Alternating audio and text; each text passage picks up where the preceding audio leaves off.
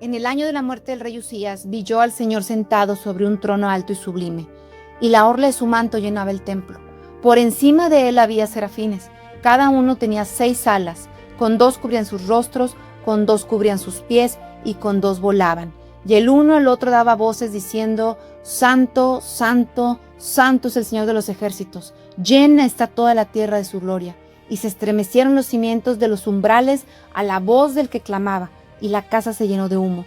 Entonces dije: ¡ay de mí! Porque perdido estoy, pues soy hombre de labios inmundos, y en medio de un pueblo de labios inmundos habito, porque mis ojos han visto al Rey, el Señor de los ejércitos. Isaías 6, del 1 al 5.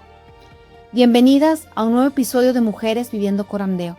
En nuestro episodio anterior hablamos acerca de la importancia de conocer a Dios.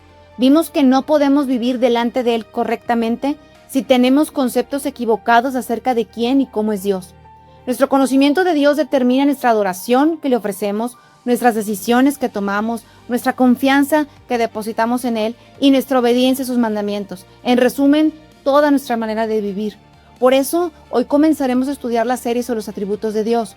Y no hay mejor lugar, considero yo, para comenzar que con la santidad de Dios. Si alguien nos preguntara quién y cómo es Dios, ¿cuál sería el primer atributo que vendría a nuestra mente? ¿Su amor? ¿Su misericordia? ¿Su gracia? ¿O algún otro atributo que venga a nuestra mente?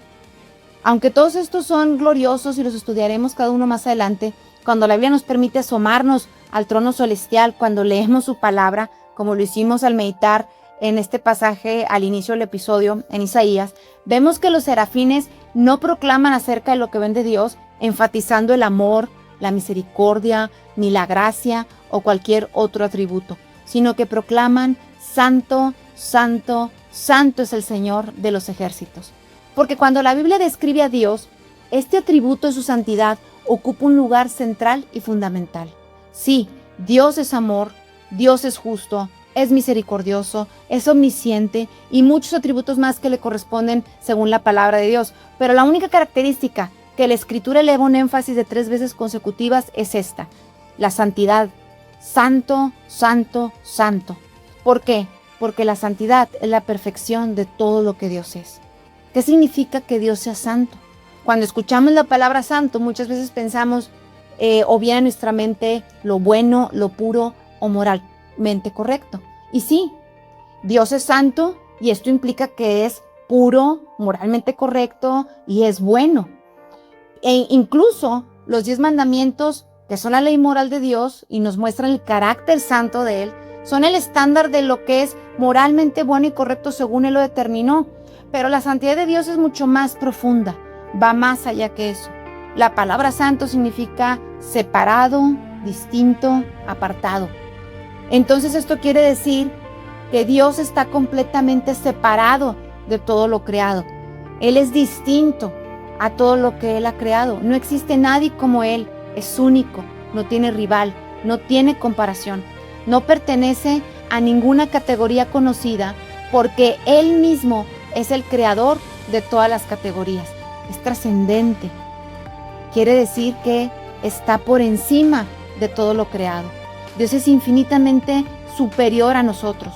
Su pureza es perfecta, su justicia es perfecta, su bondad es perfecta, su sabiduría, todo lo que Él es, lo es en absoluta perfección.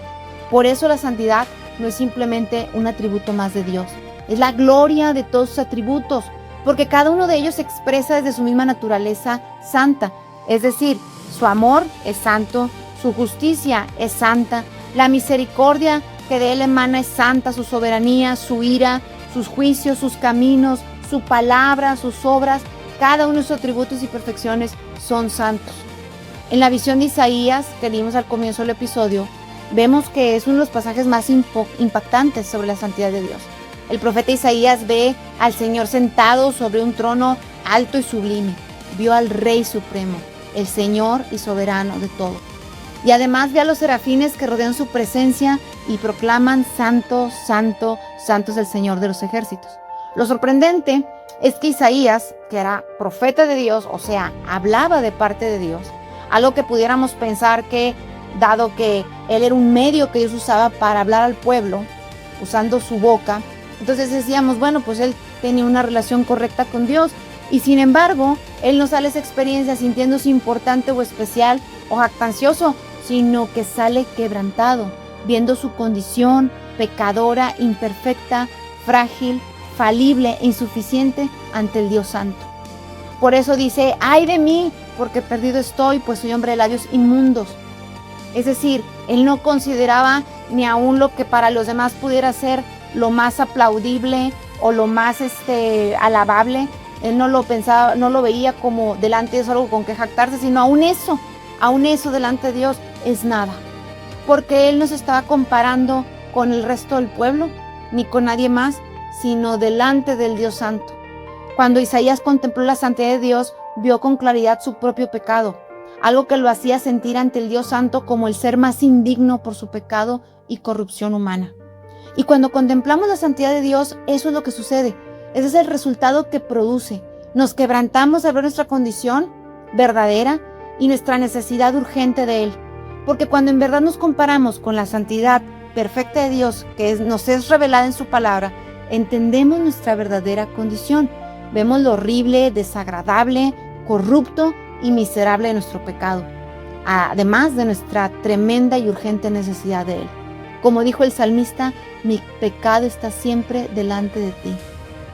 Cuando nos dice ahí su palabra, contra ti he hecho lo malo delante de tus ojos, de manera que eres justo cuando hablas y sin reproche cuando juzgas.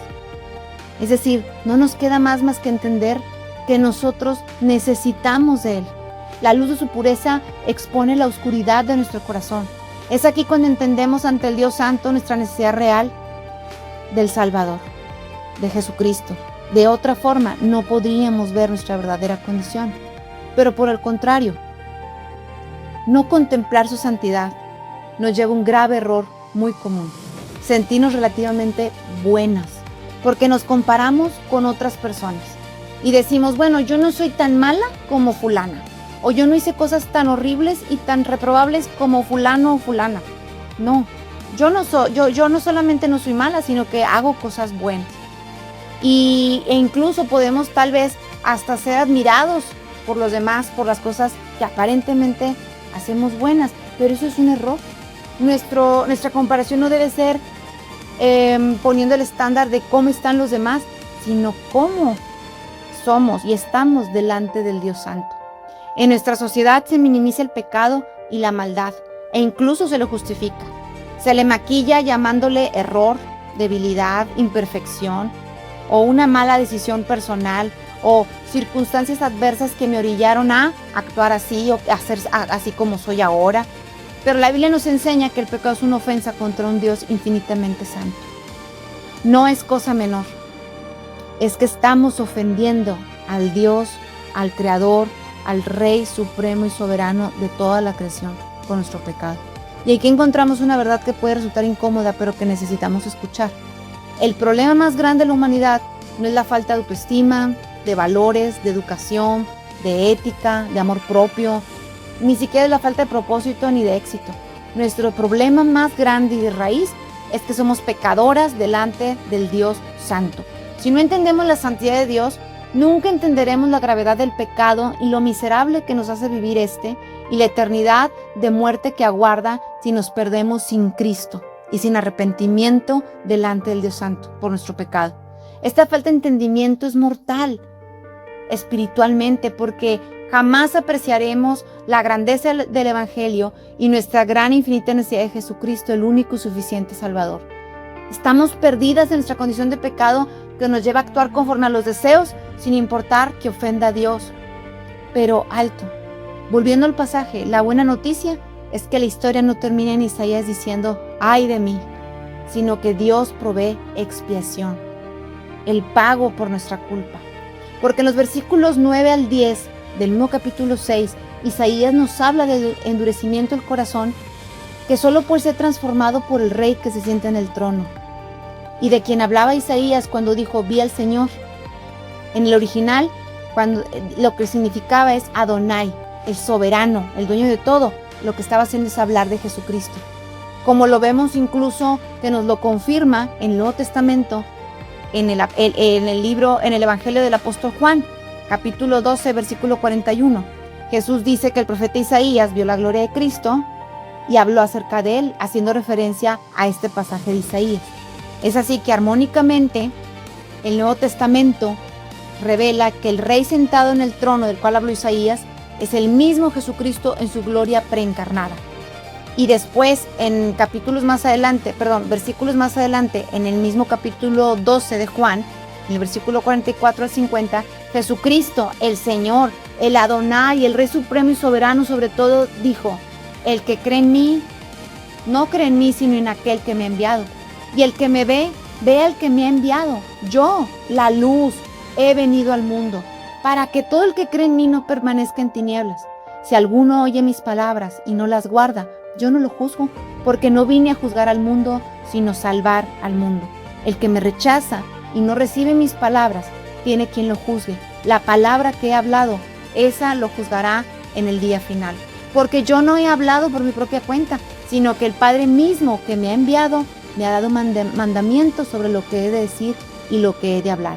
Y sé que su mandamiento es vida eterna.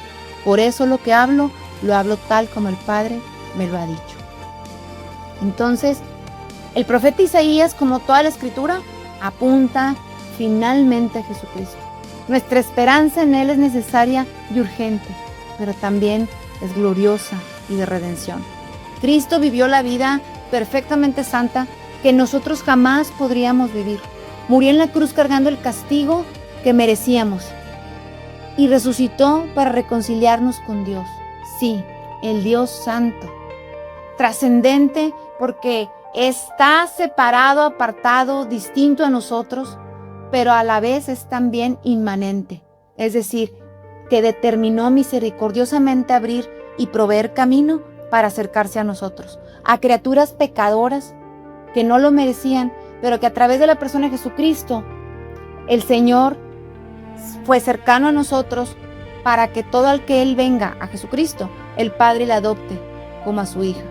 Así que la santidad de Dios no solo revela nuestro pecado, también magnifica la belleza de la gracia, porque en Cristo y solo en Él Dios nos da lo que no merecemos, la salvación. Esto es gracia, la vida eterna y la justicia de Cristo puesta en nuestra cuenta a nuestro favor. Pero a la vez también nos otorgó su misericordia, porque no nos da la muerte que merecemos por la culpa de nuestro pecado. Ahora, ¿cómo responde una mujer que vive corandeo, que por la gracia de Dios ha contemplado en la Escritura la santidad del Dios tres veces santo? Primero, con adoración y asombro. Esas mujeres le alaban con un corazón humilde, se deleitan en la majestad del soberano Rey del universo. La santidad de Dios produce esto y más. Nos recuerda que Dios no es común, ordinario ni semejante a nosotros. Salmos 113, el 5 al 6 nos dice: ¿quién es como el Señor nuestro Dios, que está sentado en las alturas, que se humilla para mirar lo que hay en el cielo y en la tierra? Y en Éxodo 15:11 Moisés dijo en su canto: ¿quién como tú entre los dioses, oh Señor? ¿Quién como tú, majestuoso en santidad, temible en las alabanzas, haciendo maravillas? La segunda forma en la que una mujer que quiere vivir corandeo responde es con humildad. Porque la santidad de Dios destruye nuestro orgullo. Es un golpe mortal a nuestro ego y soberbia de pretender salvarnos por nuestra propia cuenta, a nuestra manera, por nuestros méritos, sin necesidad del Rey y soberano Dios que nos gobierna. Por eso cada historia en la Biblia nos reafirma el mensaje del Evangelio. No puedes salvarte por ti misma. No hay quien pueda hacerlo, solo Cristo, el Cordero de Dios que quita el pecado del mundo. Así que la santidad de Dios nos recuerda cuánto dependemos de su gracia cada día. Tercero, una mujer que ama a Dios responde ante su santidad con obediencia a sus mandamientos. La santidad de Dios es un atributo comunicable, es decir, que Él nos manda y capacita para que podamos replicarlo en nuestro carácter. Porque dado que Él es santo, Él manda a sus hijos, a los suyos, a que también vivan de manera santa, como lo es su Padre, como lo es su Dios. Si bien no lo haremos de forma perfecta como lo es Él, sí lo podemos hacer de manera que agrademos a cada vez y le glorifiquemos a nuestro Dios en toda nuestra manera de vivir. Así que Dios nos llama a reflejar en nuestra vida el carácter santo de aquel que nos salvó. La Biblia nos dice en 1 Pedro 1, del 15 al 17, lo siguiente: sino que así como aquel que los llamó es santo, así también sean ustedes santos en toda su manera de vivir, porque escrito está, sean santos porque yo soy santo. Y si invocan como Padre a aquel que imparcialmente juzga según la obra de cada uno, condúzcanse con temor durante el tiempo de su peregrinación. Es decir, este mandamiento no es para cualquiera, no es para todas las personas, es para los que son sus hijos, porque está diciendo, y si invocan como Padre, entonces no es para todos, es para sus hijos, para todos los que ya han venido a ser parte del reino de los cielos. Ahora dice durante el tiempo de su peregrinación, es decir, que estamos de paso por este mundo, pero ya no somos de este mundo. Nuestra ciudadanía es celestial, porque nuestro Dios, nuestro Rey, nuestro soberano Señor, es nuestro Señor Dios que reina sobre todo. Es decir, Dios el Santo nos ha salvado, nos ha santificado, nos ha consagrado y nos ha separado para Él. No para que estemos encerradas como si fuera un monasterio o en una burbuja o en una ciudad o aldea de puras personas que desean no pecar llamándose cristianas. No, Él no quiso sacarnos del mundo, porque incluso Jesús oró por los suyos pidiendo al Padre en Juan 17, el 15 al 19, diciendo, no te ruego que los saques del mundo, sino que los guardes del maligno. Ellos no son del mundo, como tampoco yo soy del mundo. Santifícalos en la verdad. Tu palabra es verdad. Como tú me enviaste al mundo, yo también los he enviado al mundo. Y por ello yo me santifico, para que ellos también sean santificados en la verdad. Entonces, no nos dejó nada más a nuestras propias fuerzas o criterios a que busquemos la santidad y vivamos de forma que Él le agrada, sino que a través de Jesucristo, a través de lo que Él ha hecho, a través de su palabra, Él nos ha capacitado para que en este mundo podamos vivir buscando la santidad y ser santificados en un proceso cada vez más y más, porque ahora que somos nueva criatura en Cristo, pues meditamos y nos sometemos a su palabra. ¿Para qué? Para ser distintas, separadas, diferentes a este mundo. No por cuestiones de soberbia o vanagloria, pensando o sintiendo que somos mejores que los demás. No, somos personas que el Señor en su misericordia, en su gracia, simplemente nos otorgó misericordia y nos salvó para glorificarlo, para hacer sal y luz en medio de este mundo insípido, contaminado, sufrido, en tinieblas. Llevar la luz del Evangelio, las buenas nuevas que apuntan a Cristo, para que el mundo sepa y crea que Él es el único camino, la verdad y la vida, y que nadie va al Padre si no es por Él. No buscamos santidad para ganar su favor. Dado que Dios es santo, demanda perfección, pero dado que no somos perfectas, sino pecadoras necesitadas de su gracia y obra salvadora, nos dio a Cristo, quien sí fue perfecto, y es por su obra y persona suficiente en la cruz que acudimos a Él y que podemos ser aceptas ante Dios el Padre. Su obra fue completa, no se quedó en la cruz, resucitó y Él intercede por nosotros perpetuamente para que podamos correr esta carrera de la fe y glorificar a Dios cada día de nuestra vida, buscando la santidad. Y es por eso que una vez que hemos recibido su favor en Cristo, buscamos vivir de forma piadosa, de forma que Él se agrade y sea glorificado. La cuarta forma en la que una mujer responde ante la santidad de Dios es con esperanza, porque el mismo Dios que nos llama a ser santos también está obrando en nosotras para transformarnos a la imagen de su Hijo cada día, hasta que Él vuelva o nos llame a su presencia. En conclusión, la santidad de Dios no es una doctrina más para estudiar. Es una verdad que debe llevarnos a postrarnos en adoración y desear vivir para Él cada día más. Cuando vemos la santidad de Dios, comprendemos quién es Él, comprendemos quiénes somos nosotras y comprendemos cuánto necesitamos a Cristo. Que nuestra oración sea: Señor, ayúdame a conocerte tal como eres.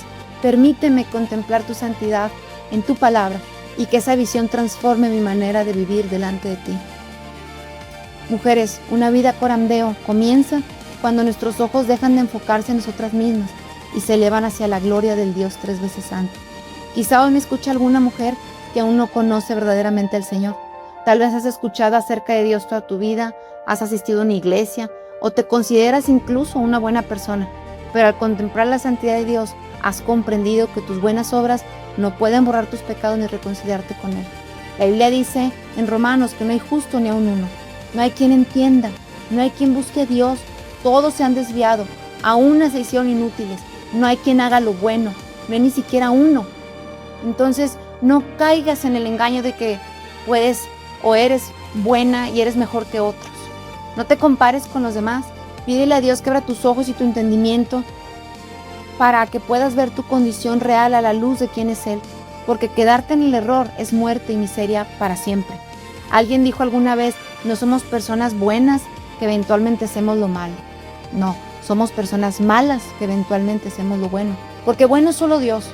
Aún nuestras buenas obras son desagradables delante de Él cuando no son motivadas por el amor, el honor y la gloria a Dios, y que no van de acuerdo a sus mandamientos.